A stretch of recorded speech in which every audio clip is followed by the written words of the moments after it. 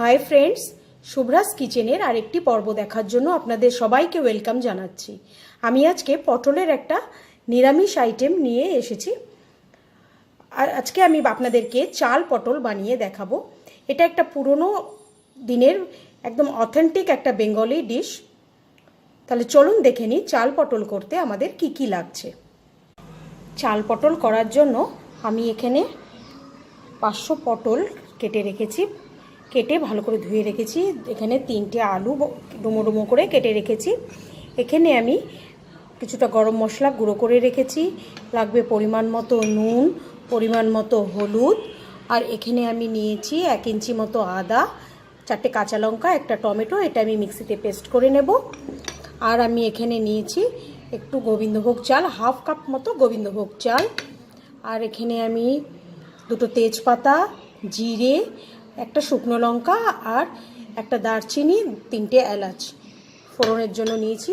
আর আমি নিয়েছি কাশ্মীরি লঙ্কা গুঁড়ো আর পরিমাণ মতো চিনি। রান্নাটা আমি সর্ষের তেলে করব, আর একটু সামান্য লাস্টে 1 চামচ ঘি দেব।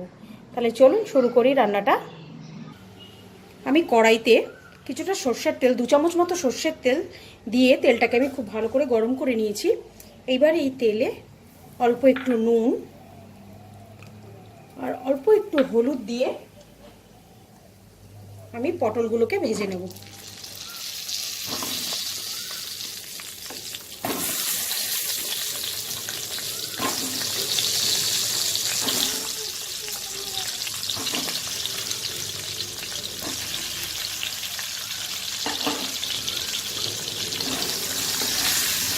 পটলগুলো আমি লাল করে একটু ভাজবো।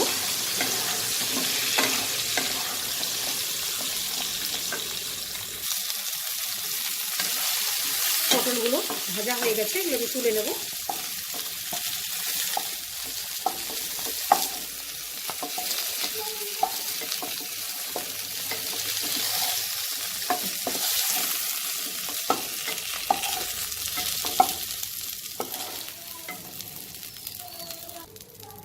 এইবার কড়াইতে আমি আরেকটু তেল দিয়ে আমি আলুগুলোকেও লাল করে ভেজে নেব।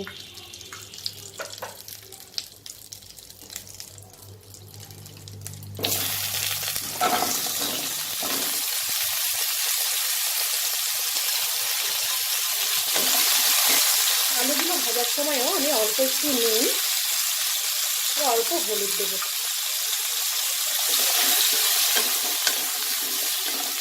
দিয়ে খুব ভালো করে লাল করে ভেজে নেব। আলুটাও লাল হয়ে গেছে, আমি আলুগুলোকেও তুলে নেব। এবার কড়াইতে আমি 2 চামচ মতো সর্ষের তেল দেব।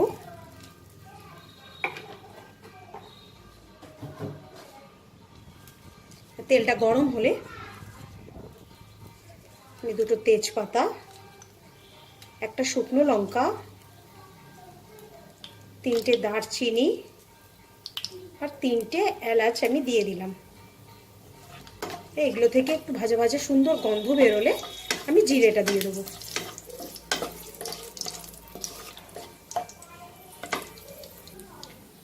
এবার আমি জিরেটা দিয়ে দেবো।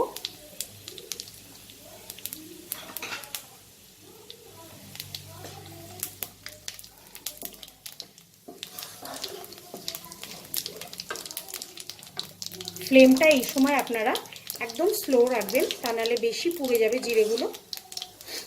আমি এখানে যে গোবিন্দভোগ চালটা নিয়েছিলাম সেই চালটা আমি ধোবো না, কারণ এই চালটা এখন আমাকে তেলে ভাজতে হবে। এই চালটা আমি শুকনো কাপড়ে খুব ভালো করে মুছে নিয়েছি। এবার এই তেলে আমি এই চালটা দিয়ে দেবো। দিয়ে চালটাকে খুব ভালো করে আমি একটু ভেজে নেব। চালটা ভাজতে ভাজতে দেখুন খইয়ের মতো সাদা হয়ে যাবে, তখন আমি বাদ বাকি মশলা, আলু, পটল এগুলো দিয়ে দেবো।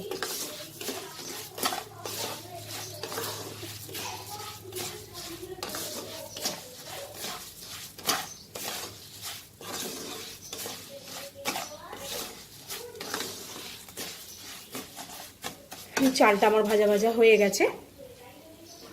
এবার এতে আমি ভেজে রাখা আলু পটলগুলো দিয়ে দেবো।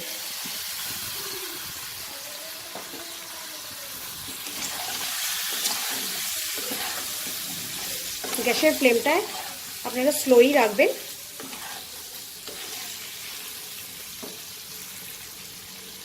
এবার আমি মিক্সিতে পেস্ট করে রাখা আদা, কাঁচা লঙ্কা আর টমেটোটা দিয়ে দেবো।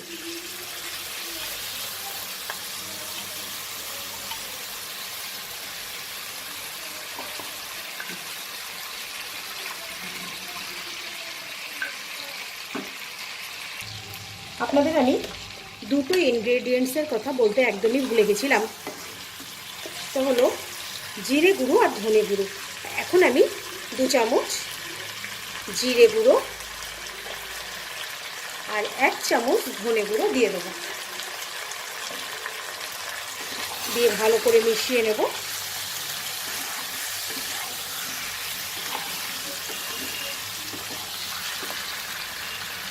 মিক্সির বাটিটা ধুয়ে আমি সামান্য একটু জল দিয়ে দেবো, তা নাহলে গুঁড়ো মশলাগুলো পুড়ে যাবার চান্স থাকে।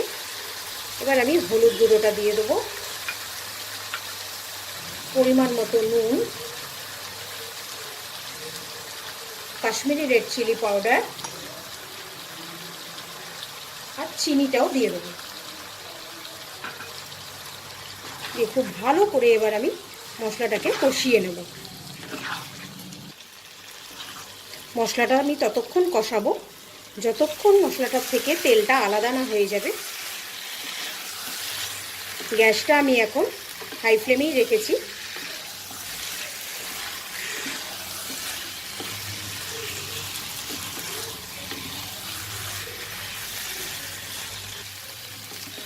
মশলাটা আমার কষানো হয়ে গেছে।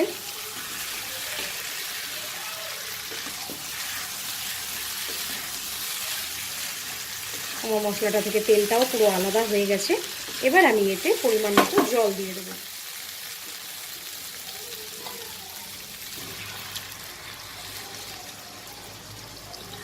আলু, চাল, পটল এগুলো সবই সেদ্ধ হতে হবে, সেই বুঝে আপনারা জলটা দেবেন।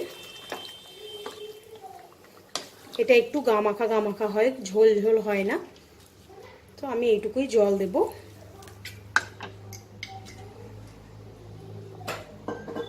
দিয়ে এই ঝোলটা ফুটে উঠলে আমি এটাকে ঢেকে সিম করে দেব। দেখুন ঝোলটা ফুটে উঠেছে, এখন আমি গ্যাসটাকে সিম করে দিয়ে আমি ঢেকে দেবো। এবার যতক্ষণ না আলু আর পটলটা সেদ্ধ হচ্ছে আমি ততক্ষণ এটাকে ঢেকে রেখে রান্না করব। দেখে নেব আলু আর পটলটা সেদ্ধ হয়েছে কিনা।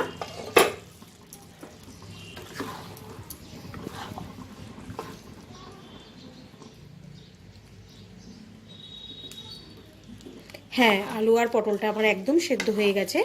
এবার আমি এতে, এই সময় আপনারা নুন মিষ্টিটাও টেস্ট করে নেবেন, প্রয়োজন হলে দিয়ে দেবেন।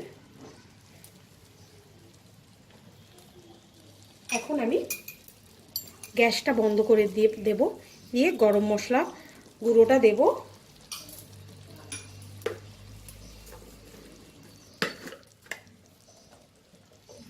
আর ছোট 1 চামচ আমি ঘি দিয়ে দেবো।